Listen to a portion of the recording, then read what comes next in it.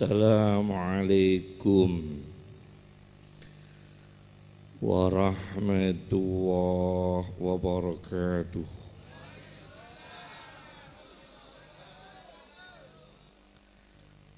Bismillahirrahmanirrahim. Alhamdulillahi rabbil alamin.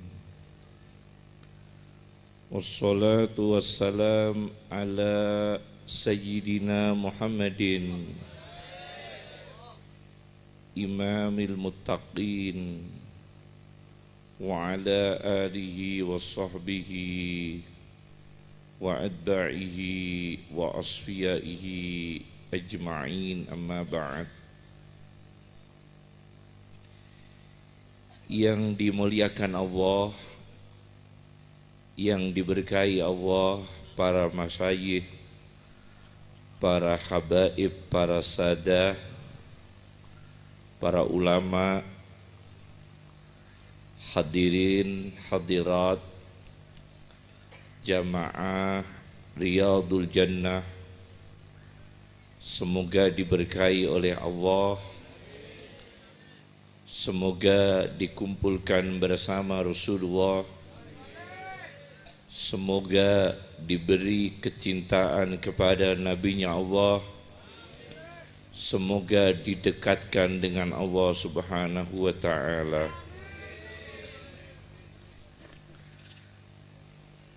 Kami hadir pada malam ini mungkin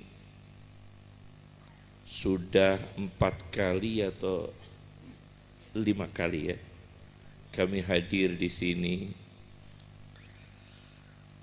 Pertama, kami akan mengangkat satu hadis. Suatu ketika ada seorang sahabat tunanetra bernama Abdullah bin Ummi Maktum, berkata kepada Nabi, "Wahai Rasulullah, kami seorang laki-laki yang tidak bisa melihat. Kami tidak mempunyai teman yang membantu kami, menuntun kami, menjaga kami untuk berjalan menuju masjid. Bolehkah kami sholat di rumah? Karena kami tidak bisa melihat tunanetra, tidak ada satu orang pun yang menuntun kami." Kemudian Rasulullah mengiyakan, memperbolehkan, memaklumi, karena dalam keadaan udzur fisik, yakni tidak bisa melihat. Kemudian Abdullah bin Ummi Maktum pergi, dipanggil oleh Nabi, "Wahai Abdullah, ketika masjid dikumandangkan azan, kamu masih bisa mendengar atau tidak?" "Masih ya Rasulullah." "Kalau masih bisa mendengar azan yang ada di masjid, berarti jarak antara Abdullah dengan masjid masih dijangkau. Maka sebaiknya lakukan sholat jamaah di masjid, meskipun tidak ada orang yang menuntunnya. Karena azan di masjid masih bisa didengar. Azan ketika itu tidak pakai mikrofon, tidak pakai pengeras suara. Jadi kalau bisa terdengar berarti jaraknya masih terjangkau. Oleh karena itu Abdullah bin Ummi Maktum dijelaskan Nabi sebaiknya tetap sholat di masjid. Hadis riwayat Shahihu Muslim. Dalam hadis ini dijelaskan bahwa manusia itu dalam kondisi berat atau ringan, sakit atau sehat, cukup atau kekurangan, menderita atau bahagia, kuat atau lemah, tetap harus berlomba-lomba mencapai kebaikan yang paling mulia, paling afdol, paling utama. Infiru khifafan wasiqalan, berangkatlah meskipun ringan dan berat. Infiru khifafan wasiqalan, berangkatlah keadaan ringan dan keadaan berat. Orang mencapai kesempurnaan kebaikan itu justru ketika kebaikan itu berat. Sholat sunnah ketika sehat itu luar biasa. Tapi sholat sunnah ketika sakit lebih luar biasa. Bersedekah ketika kaya itu biasa. Bersedekah ketika kekurangan luar biasa. Berzikir ketika tenang itu biasa. Tapi berzikir ketika diterpa berbagai problem hidup luar biasa. Khusyuk dalam keadaan cukup biasa, tapi khusyuk dalam keadaan kekurangan luar biasa. Ini tolak ukur kebaikan yang ditanamkan oleh Rasulullah Sallallahu Alaihi Wasallam. Di dalam Al-Quran ada lafaz man. Man itu di dalam Al-Quran berjumlah 861 kali. Man di dalam Al-Quran berjumlah 861 kali. Ada man yang dimaksudkan Allah, man khalaqas samawati, Allah yang menciptakan langit dan bumi, man khalaqas samawati dan sebagainya. Ada man yang dimaksudkan adalah binatang, faminhum may yamshi ala batni, ada binatang yang berjalan di atas perut. Wa minhum may yamshi ala rijlain, ada binatang yang berjalan di atas dua kaki. Wa minhum may yamshi ala arba, ada binatang yang berjalan di atas 4 kaki. Ini Al-Quran menyebutnya dengan kata man.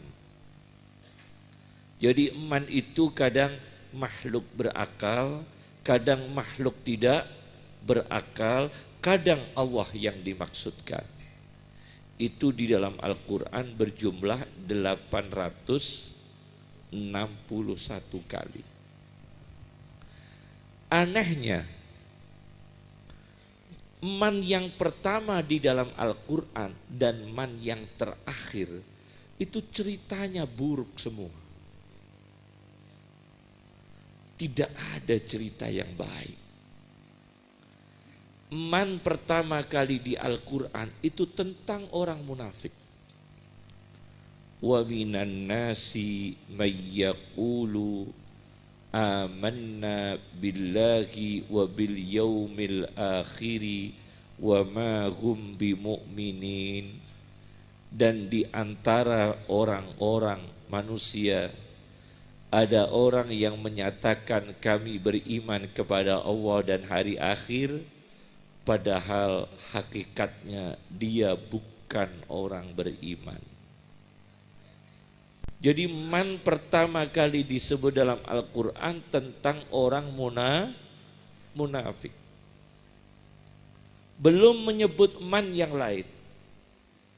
Itu pertama kali di dalam Al-Quran. Wa minan nasi may yaqulu amanna billahi wa bil yaumil akhiri wa ma hum bimu'minin. Yaitu orang munafik yang mengaku iman padahal dia bukan orang beriman. Mengaku alim padahal dia bukan orang alim. Mengaku wali padahal dia bukan walinya Allah. Mengaku syekh padahal dia bukan syekh. Mengaku seorang ulama padahal dia bukan seorang ulama. Itu disebut dalam Al-Quran. Pertama adalah orang munafik. Yang kedua adalah man yang terakhir dalam Al-Quran. Itu juga ceritanya tidak baik. Terakhir. A'udzubillahi minasyaitonirrajim. Wa amma man khaffat mawazinuhu fa ummuhu hawiyah. Yaitu orang yang amalnya sedikit, tidak berbobot. Amalnya itu bobotnya ringan. Sedikit sekali amalnya. Jarang berzikir, jarang baca Al-Quran, jarang bersedekah, jarang bersilaturahim, jarang bertawadu, jarang bersyukur, jarang bersabar, temperamental, pemberontak, agresif, pembohong dan sebagainya. Akhirnya bobot amal baiknya itu ringan. Kebaikannya tidak berbobot. Wa amma man khaffat mawazinuhu. Orang yang bobot amalnya ringan, fa ummuhu hawiyah, maka tempat tinggalnya adalah jurang di neraka hawiyah. Jurang yang dalam, neraka jahanam. Itu man yang terakhir dalam Al-Quran. Setelah itu tidak ada kata man dalam Al-Quran. Setelah ayat wa amma man khaffat mawazinuhu fa ummuhu hawiyah, sudah tidak ada lagi kata man dalam Al-Quran sampai akhir surat, sampai akhir Al-Quran. Jadi man dalam Al-Quran itu mencapai 861. Yang pertama cerita orang munafik, yang terakhir cerita orang yang amalnya tidak berbobot. Ceritanya begitu.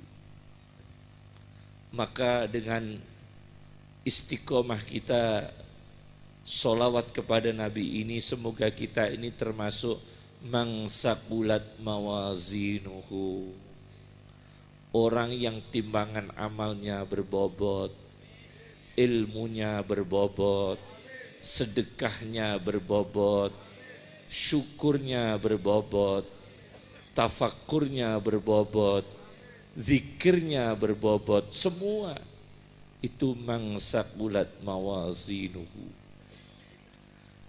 Ada seorang yang menggambarkan itu berbobot itu dengan ilmu.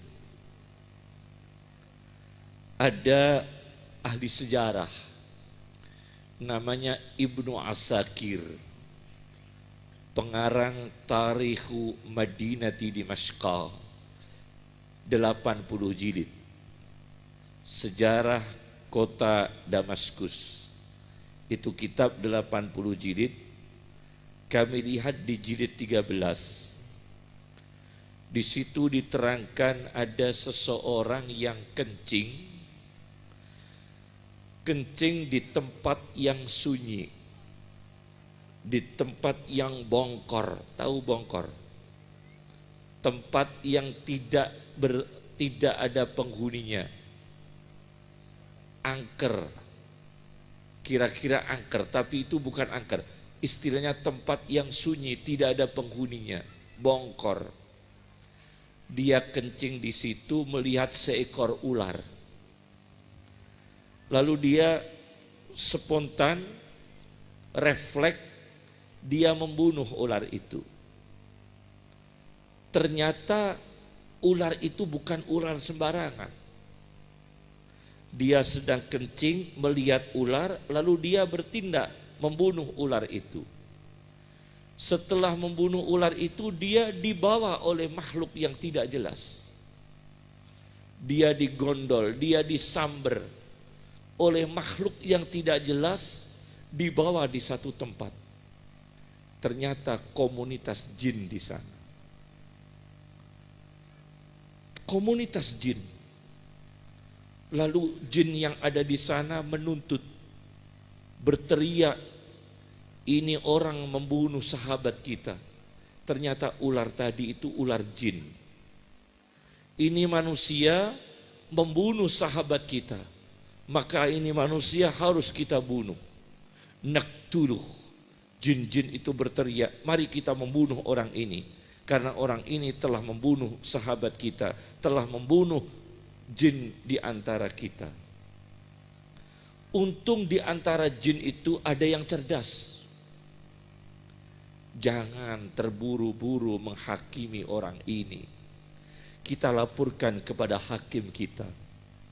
Kita laporkan kepada kiai kita.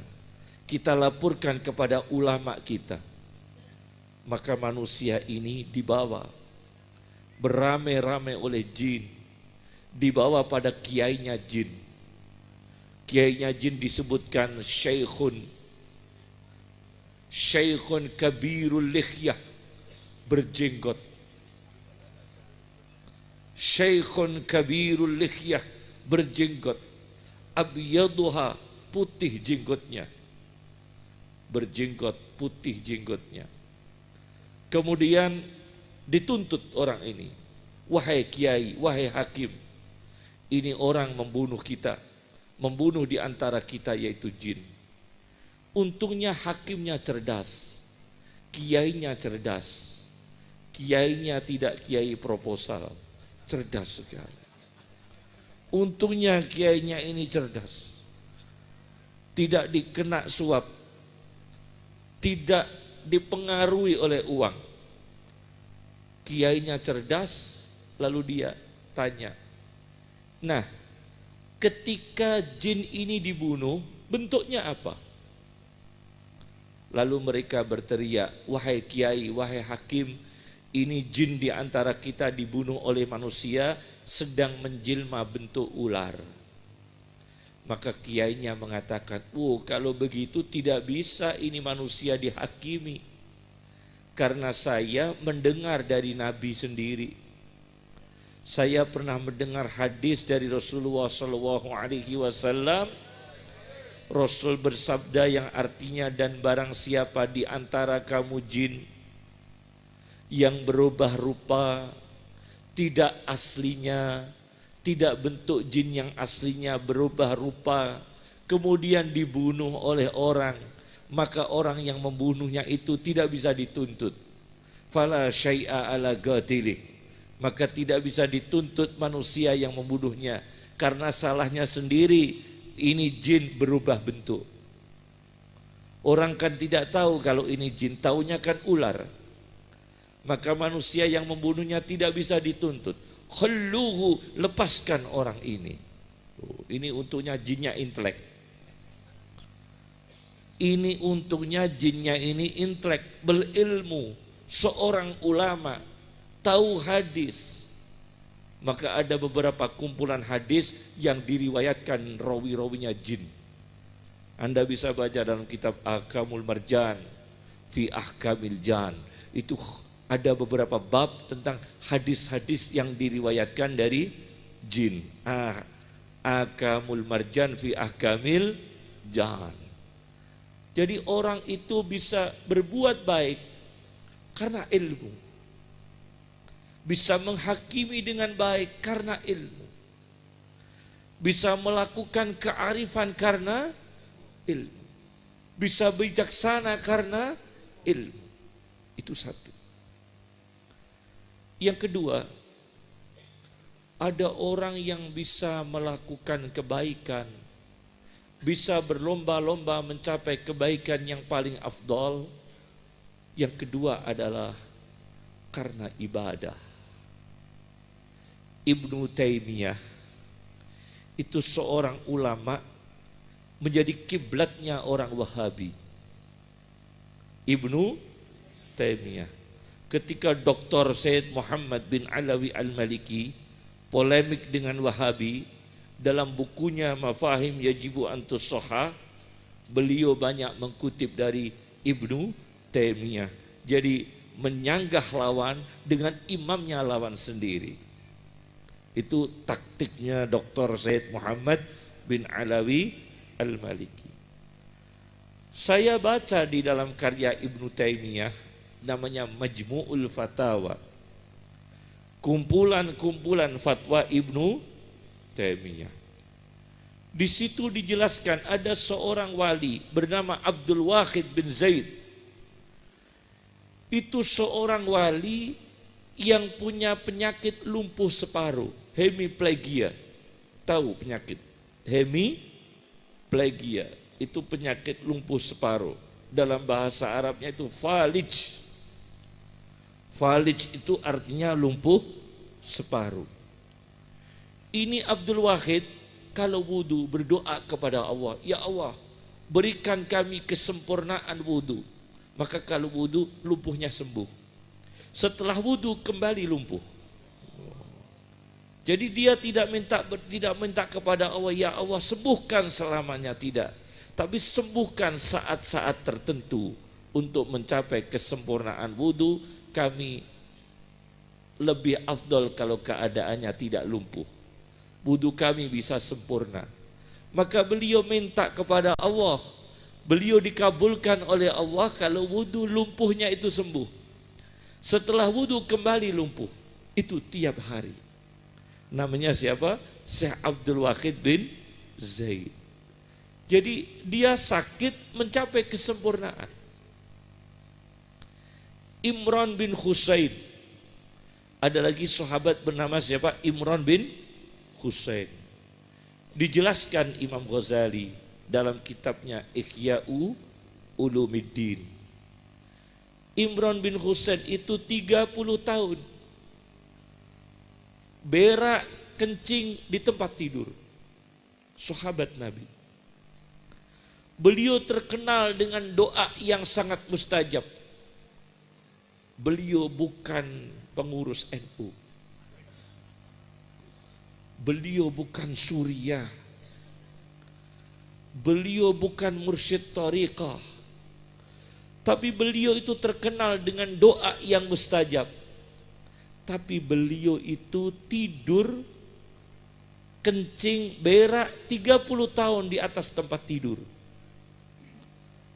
Kemudian ada orang bertanya, kenapa engkau Imran bin Husain tidak meminta kepada Allah diberi kesembuhan?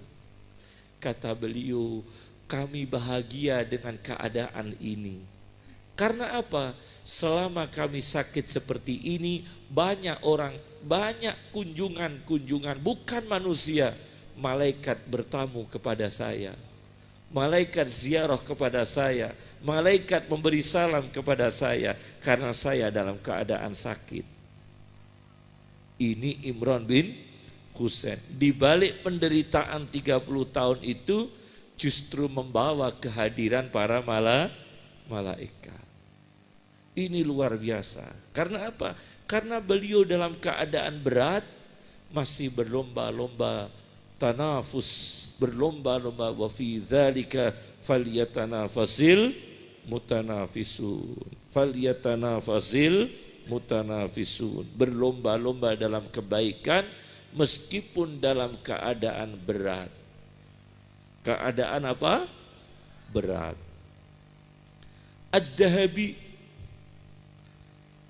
Ad-Dahabi itu mencatat dalam kitab Al-Kabair, khusus kumpulan dosa-dosa besar.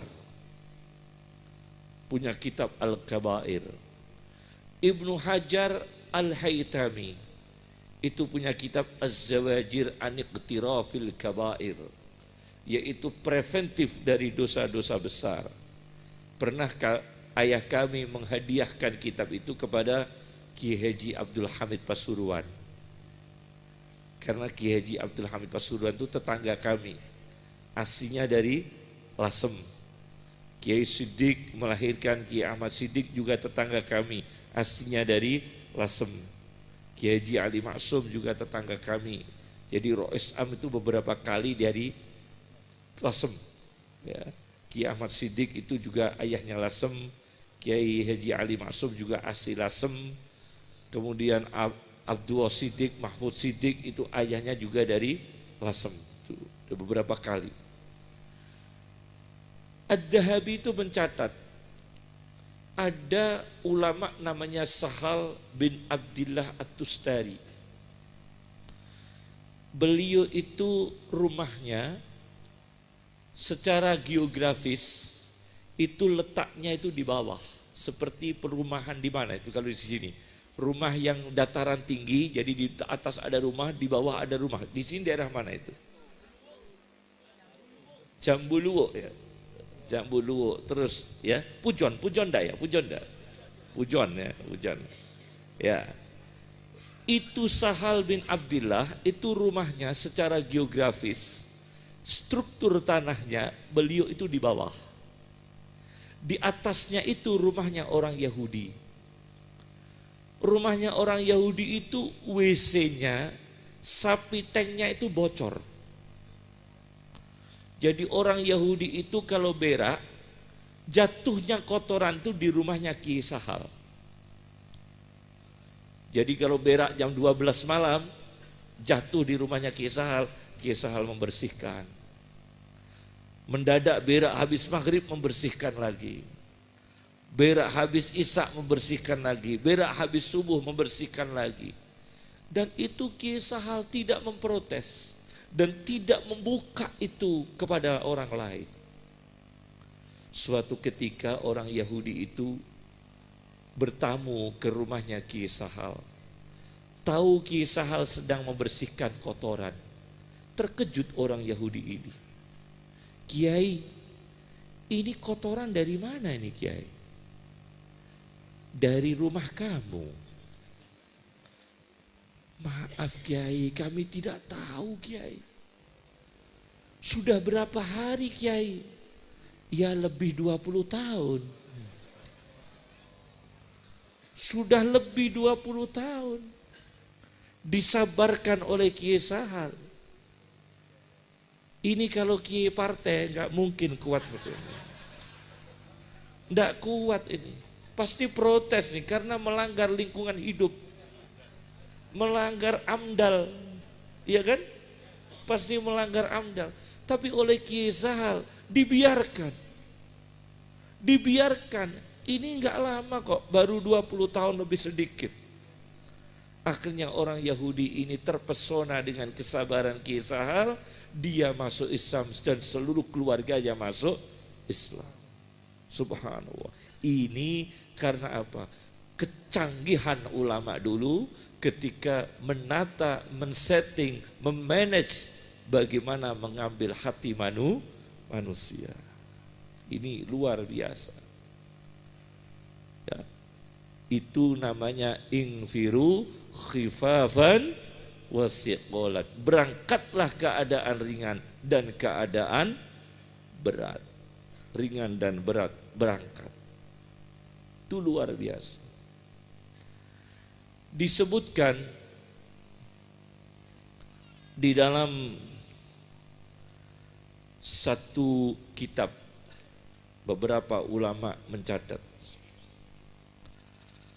Disebutkan dalam beberapa kitab, ada satu kitab ya, menyebutkan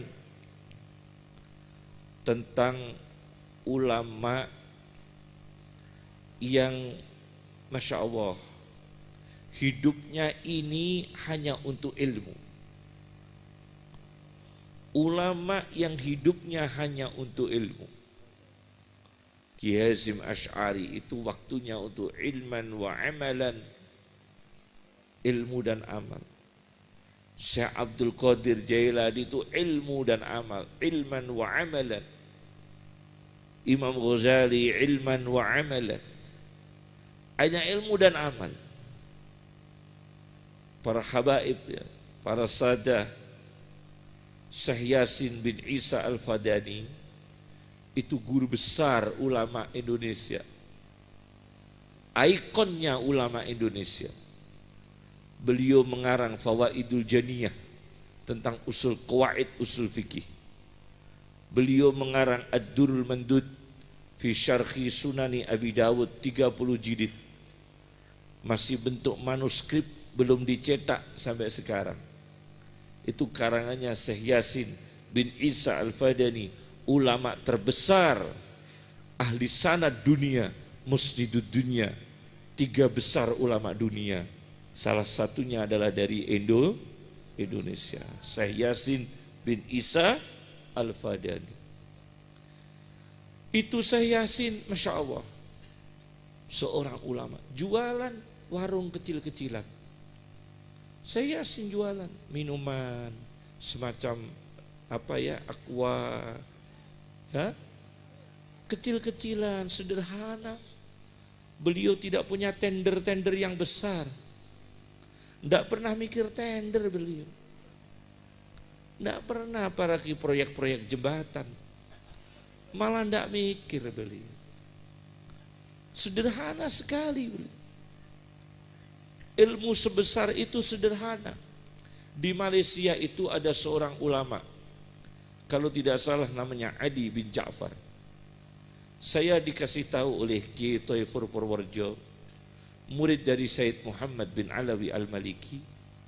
Sayyid Muhammad bin Alawi Al-Maliki itu kalau kepingin bertemu dengan Rasulullah SAW, beliau mediatornya itu melalui ulama Malaysia tadi, yang namanya Ali bin Ja'far Al-Haddad kalau tidak salah.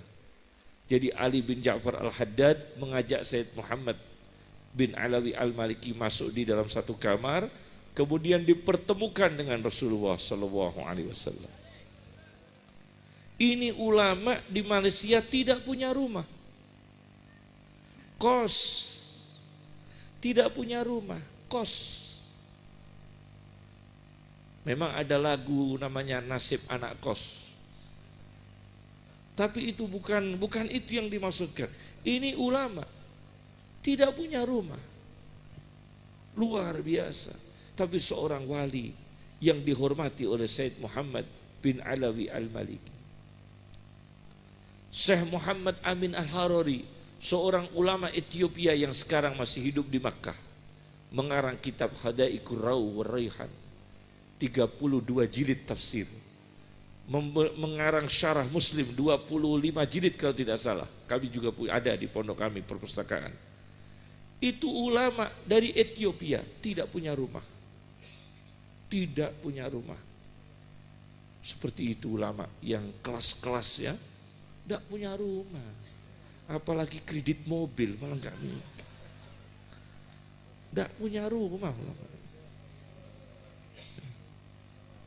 Ini betul-betul ulama yang disegani, ulama yang disegani, dimuliakan Allah fid dini wa dunya wal akhirah.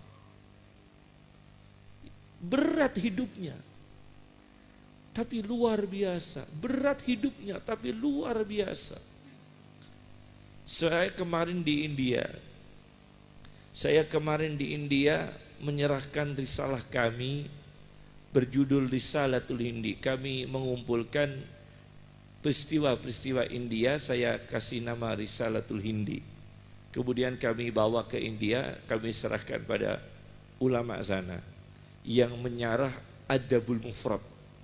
Di Imam Bukhari punya kitab Al-Adabul Mufrad, itu disyarah oleh ulama India. Kami sowan untuk memberikan naskah itu kepada beliau. Kami datang ke Indonesia mengumpulkan lagi tentang Nasihatul Junud. Sekarang sudah dicetak. Risalah kami berjudul Nasihatul Junud, menasihati para tentara, khusus tentara. Jadi kitab khusus apa? Tentara. Ini penting sekali. Sebelum kitab Nasihatul Junud kami punya risalah lagi yang kami beri judul Al-Alim wal-Alam. Al-Alim wal-Alam. Sebelumnya ada judul kami yang namanya Ayyuhan Nas. Itu khusus tentang hadis-hadis organ. Hadis-hadis organ. Jadi organ-organ mulai dari kepala sampai kaki ya yang ada di dalam hadis. Saya beri judul Ayyuhan Nas, wahai segenap manusia. Ada lagi risalah kami yang berjudul Nur ala Nur, cahaya di atas cahaya. Alhamdulillah. Nah, kami tulis di dalam Al-Alim Al-Alam. Kami kutip dari ada kitab namanya Tazkiratul Hufat. Itu kitab mengumpulkan ulama-ulama yang hafal hadis. Karya Az-Zahabi yang mengarang Siyaru A'lamin Nubala. Siyaru A'lamin Nubala Az-Zahabi. Ada karangannya Tazkiratul Hufat, kumpulan orang-orang yang hafal hadis. Di situ ada ulama bernama Ahmad bin Mahdi, itu ahli hadis. Suatu ketika ulama ini kedatangan seorang wanita yang hamil. Kiai Ahmad, kami sebelumnya mohon maaf, kami ini hamil, bukan hasil perkawinan, tapi bukan juga hasil perzinaan, tapi hasil dari pemerkosaan. Bukan hasil perkawinan, bukan hasil perzinaan, tapi hasil dari pemerkosaan. Kami diancam orang, kami diperkosa orang, hingga kami hamil. Untuk menutup malu kami, untuk menutup beban kami, untuk meringankan psikis kami cerita kepada orang bahwa penjenengan suami saya, penjenengan Syekh Ahmad suami saya. Kira-kira kalau antum yang dibegitukan marah atau enggak? Tapi Syekh Ahmad tidak marah. Melihat wanita ini dianiaya, didolimi. Dia tidak berbuat zina tapi didolimi, diancam orang, dianiaya orang, disedihkan orang. Maka Syekh Ahmad ini mau disebut-sebut sebagai suaminya. Ini wanita tidak dikenal oleh beliau, rumahnya jauh.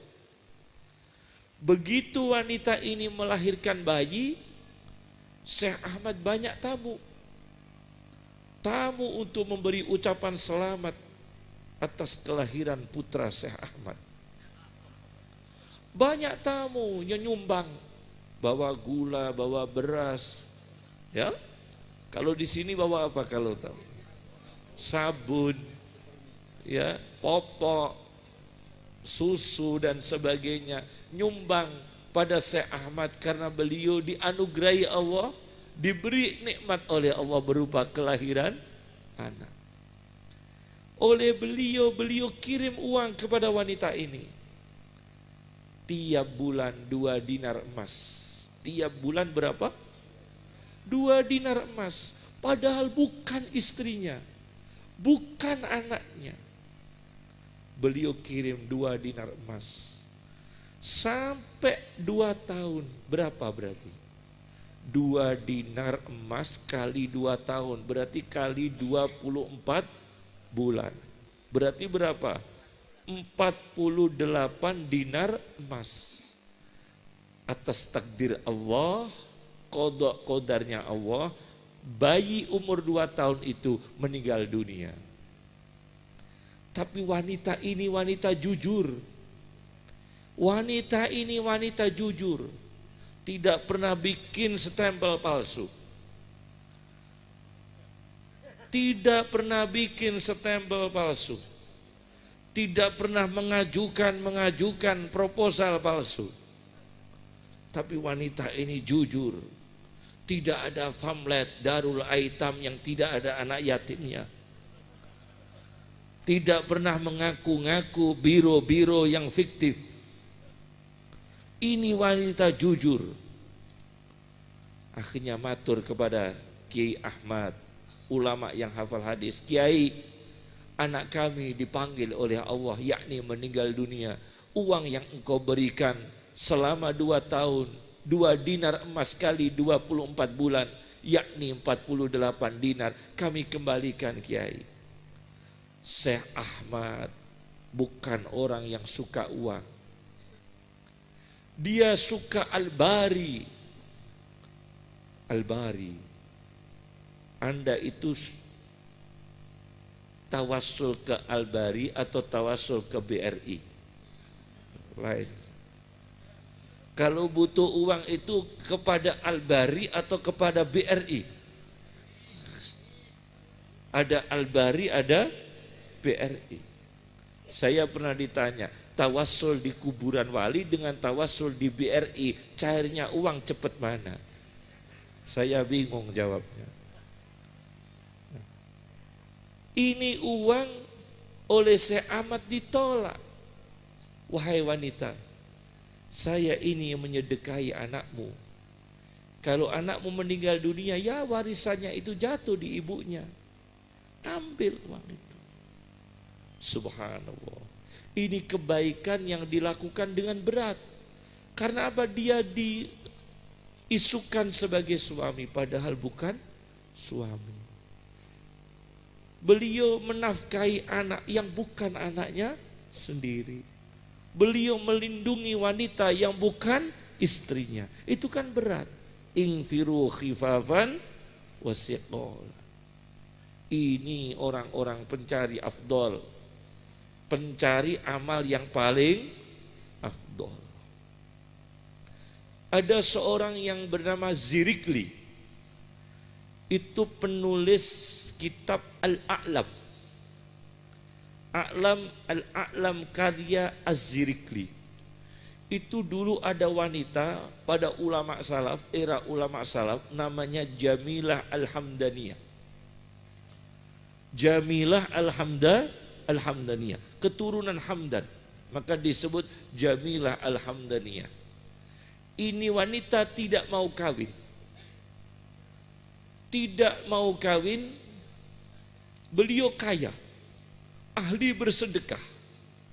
Takut kalau punya suami menguasai, karakternya beda, nanti dia tidak bisa bersedekah. Daripada spekulasi dapat suami yang tidak senang sedekah, lebih baik dia tidak menikah. Karena dia hobinya bersedekah. Ada wanita seperti itu. Namanya siapa? Jamilah Al-Hamdaniyah. Diceritakan oleh Az-Zirikli dalam bukunya Al-A'lam. Wanita ini berangkat menunaikan haji bersama 400 budak wanita. Dibiayai semua. 400 budak wanita. Sampai di Makkah, beliau ini menaburkan uang di atas Ka'bah 10.000 dinar emas, ditabur-taburkan di atas Ka'bah. Namanya siapa? Jamilah Al-Hamdaniyah. Entah itu tindakan yang beradab atau tidak beradab, yang jelas dia itu dermawan. Lepas tindakannya itu etikanya benar atau tidak benar, karena menaburkan uang di atas Ka'bah itu mungkin kalau dilihat dari sopan santun kurang baik ya. Tapi dia itu karena dermawan, jadi uang itu ditebarkan di atas Ka'bah. Berjumlah berapa? 10.000 dinar emas. Luar biasa. Namanya Jamilah Al-Hamdaniyah. Luar biasa. Ini ulama dulu. Jadi dia beramal itu yang lebih sulit. Ya kalau kita itu amal, cari yang enteng-enteng. Ada masjid dibangun semua nyumbangnya doa semua. Istighosah terus, tidak ada yang nyumbang uang. Masjid dibangun semua istighosah, tidak ada yang keluar uang. Panitianya juga nggak keluar uang, istighosah semua. Kira-kira gimana masjidnya? Waladhdallin. Masjidnya jadi atau enggak itu? Semua nyumbang doa. Kamu nggak nyumbang apa Pak Haji? Saya nyumbang doa. Kamu nyumbang apa? Doa. Saya nyumbang apa? Doa. Semua nyumbang doa. Masjid diistighosahi terus.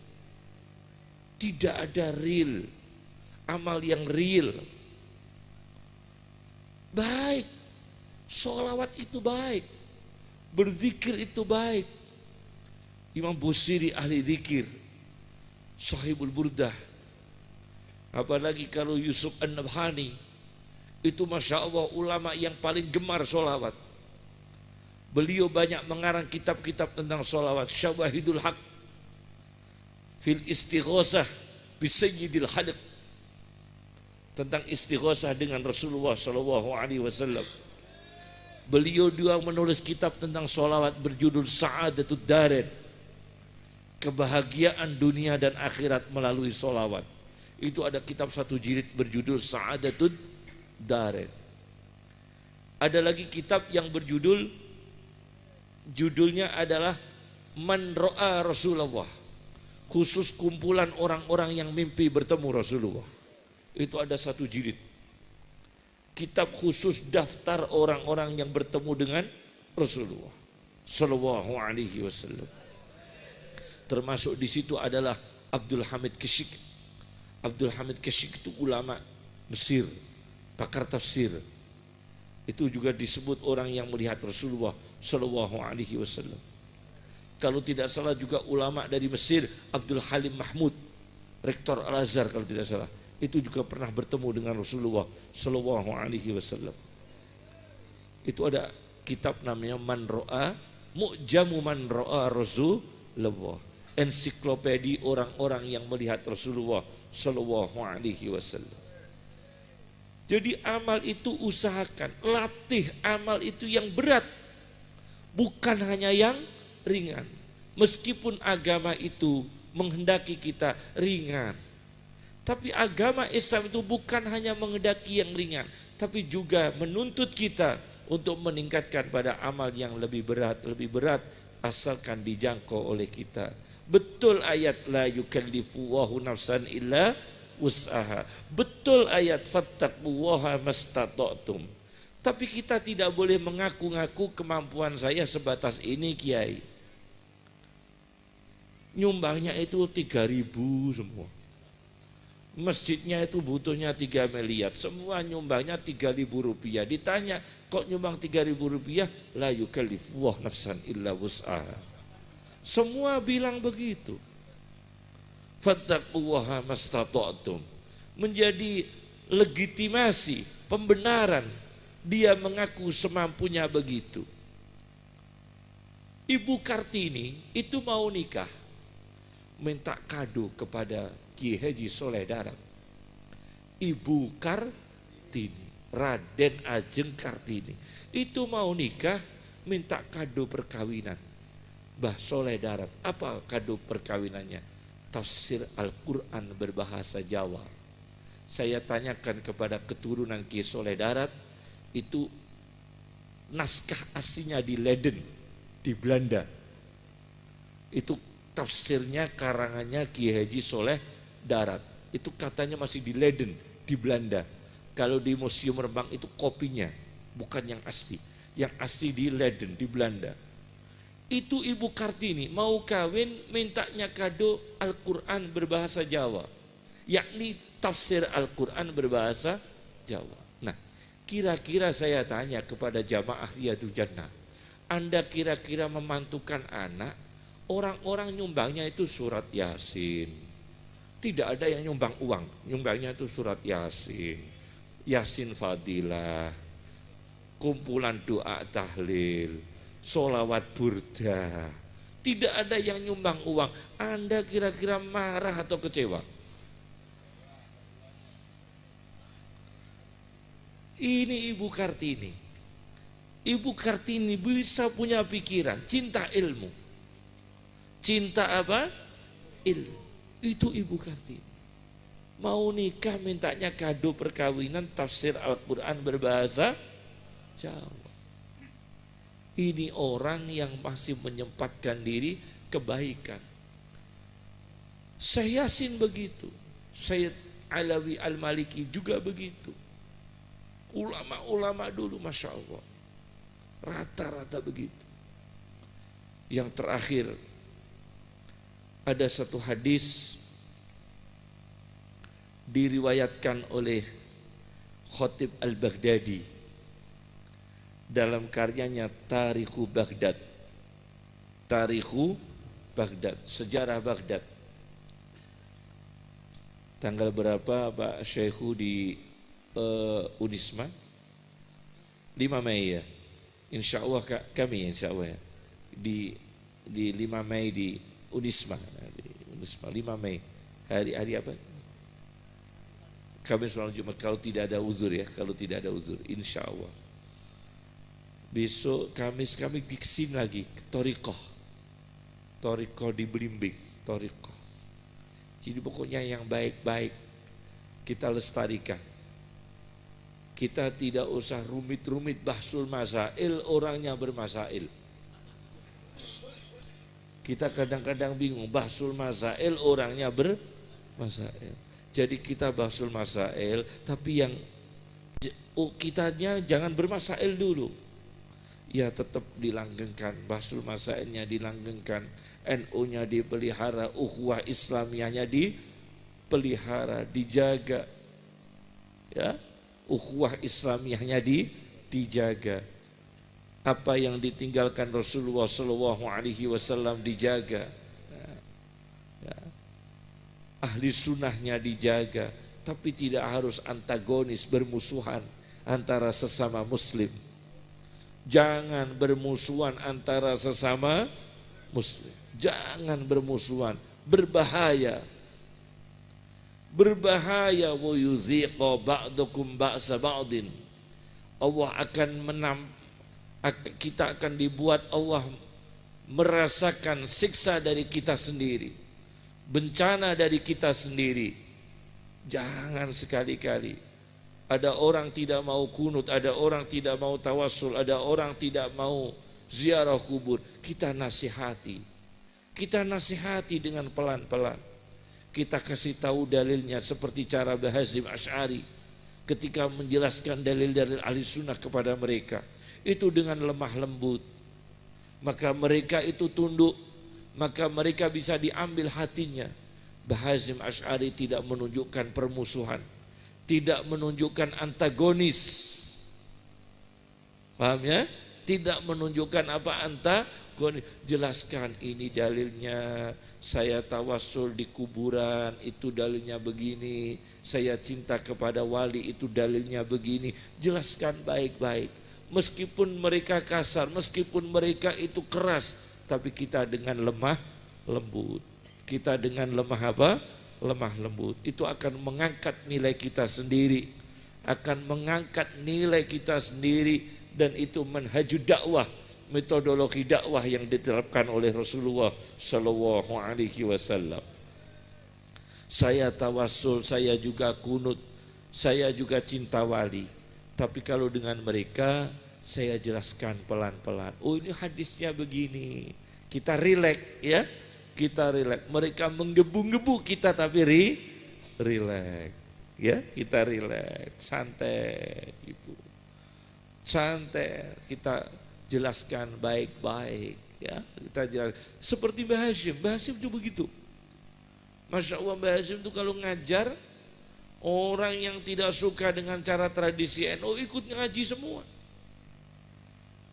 Ikut ngaji sama Mbah Hashim, mau mengambil hadisnya. Orang yang sama dengan NU juga ikut ngaji, orang yang tidak suka dengan tradisi NU juga ikut mengaji. Karena apa? Karena Mbah Hashim itu tidak mudah menunjukkan antagonis atau permusuhan. Itu cara Mbah Hashim Asy'ari, luar biasa. Maka Rasulullah SAW Di dalam tarikh Baghdad, sejarah Baghdad, Rasulullah SAW mengatakan, la tattakhidu syai'an fihi ruh kharadan. Jangan sekali-kali menjadikan sesuatu yang bernyawa menjadi sasaran. Jangan lakukan kejahatan, pengeboman dan sebagainya. Jangan lakukan konflik fisik,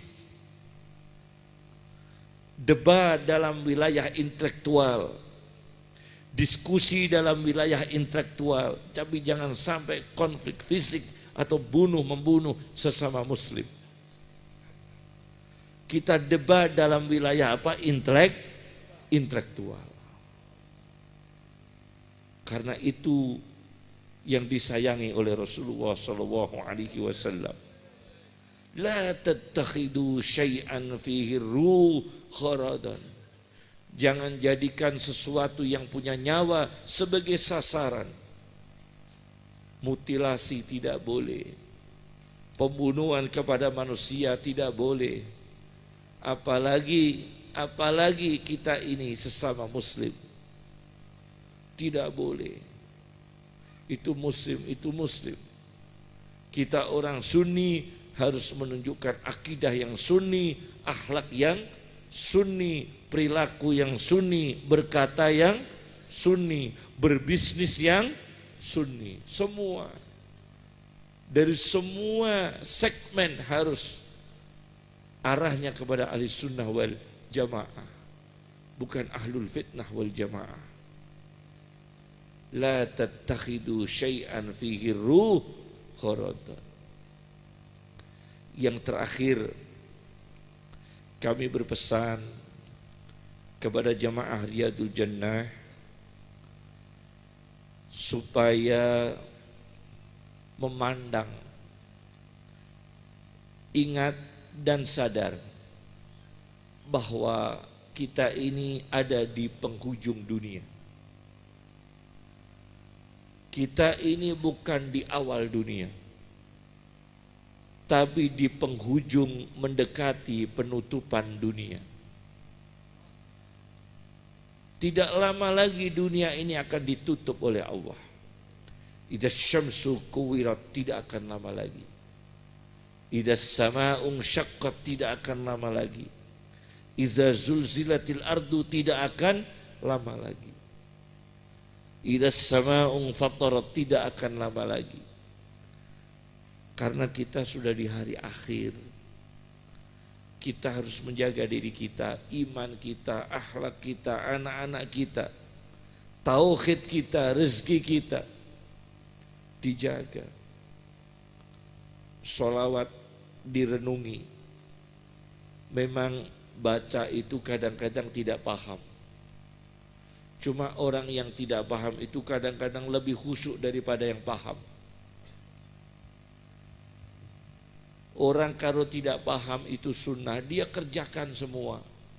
Subhana rabbiyal a'la wa bihamdi, subhana rabbiyal a'la wa bihamdi, subhana rabbiyal a'la wa bihamdi. 3 kali.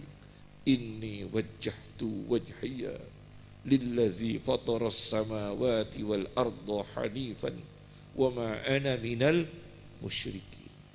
La syarikalah wa bidzalika umirtu wa ana minal muslimin. Dibaca semua karena dikira wajib. Tapi yang ustadz malah enggak baca. Karena tahu itu sunnah. Jadi kalau setelah dia tahu malah dia tidak mengajak, tidak mengamalkan. Yang tidak tahu malah mengerjakan. Aneh kan? Karena tahu itu sekedar sunnah, maka dia enggan mengerjakan. Sementara yang awam lebih mengerjakan. Itu aneh sekali. Maka sampai ada hadis do'if, untung hadisnya do'if. Hadis do'if di Ihya Ulumuddin. Aksaru ahlil jannah al-bulhu. Kebanyakan orang di surga itu orang yang tidak pengalaman. Hadis ditetapkan oleh Imam Ghazali di dalam kitab Ihya Ulumuddin, aksaru ahlil jannah al-bulhu. kebanyakan mayoritas penghuni surga itu orang yang tidak pengalaman. Tidak tahu caranya korupsi surga. Enggak pengalaman. Enggak pernah menuntut suami baju yang mahal. Enggak pernah. Suami dituntut gaya hidup yang mahal. Istri ini karena tidak pengalaman. Maka dia neriman. Dibelikan kerudung 10.000 dapat 3 sudah senang. Karena tidak pengalaman. Ahli surga, aksaru ahlil jannah al-bulghu. Kebanyakan penghuni surga itu tidak pengalaman. Al-bulghu itu jam'u ablah. Al-ablah man la yakunu khabira. Orang yang tidak pengalaman. Jadi ada hadis, cuma dhaif hadisnya. Hadisnya dhaif. Tapi hadis itu ditetapkan Imam Ghazali dalam kitabnya Ihya'u Ulumuddin. Ini yang bisa saya sampaikan. Semoga barokah, manfaat. Saya mintakan Fatihah untuk Ki Abdul Rahim dan sesepuh-sesepuh dan anggota Riyadul Jannah yang telah mendahului kita. Semua saja. Dan saya minta Fatihah untuk sepupu kami di Jombang. Malam ini dimakamkan. Putrinya Ki Haji Sohib Bisri, pengasuh Pondok Denanyar, keluarga Gus Ipul, keluarga Gus Solah. Ya. Jadi bakyu kami, bakyu sepupu dengan kami, Bu Zainab binti Ki Haji Sohib Bisri, Sohib Bisri Samsuri, Ki Haji Abdurrahim dan sesepuh-sesepuh Riyadul Jannah, anggota Riyadul Jannah yang telah mendahului kita, muslimin, muslimat, mu'minin, mu'minat, al-ahya minhum al-amwat, wa maghfir lahum, warhamhum, ma'afihim, ma'afu anhum, waj'alil jinana mazawiyahum, Allahumma abdilhum diyaran khairan min diyarihim, wa azwajan khairan min azwajihim, wa ahaliya khairan min ahalihim, Allahumma innahum atauka wa anta khairu ma'mulin bih, Allahumma akrim manazilahum, ووسع مداخلهم اللهم لا تحرمنا أجورهم ولا تفتنا بعدهم وتوفنا وتوفهم مسلمين وتوفنا وتوفهم مؤمنين وتوفنا وتوفهم محسنين اللهم اختم لنا ولهم بحسن الخاتمة صلى الله على محمد صلى الله عليه وسلم لنا ولهم الفاتحة أعوذ بالله من الشيطان الرجيم Bismillahirrahmanirrahim. Alhamdulillahi Rabbil Alamin. Ar-Rahmanirrahim. Maliki yawmiddin. Iyaka na'budu wa iyaka nasta'in. Ihdinas siratal mustaqim. Siratal ladzina an'amta 'alaihim khairil maghdubi 'alaihim waladdallin. Amin. Kami mohon untuk tetap jangan meninggalkan majlis sebelum majlis ini ditutup dengan doa, dan kami mohon maaf untuk kembali ke tempat istirahat kami. Kami mohon maaf khususnya para habaib, putra dari Kiai Haji Abdul Rahim dan para anggota jamaah Riyadul Jannah. Mohon maaf, pangapunten. Assalamualaikum warahmatullahi wabarakatuh.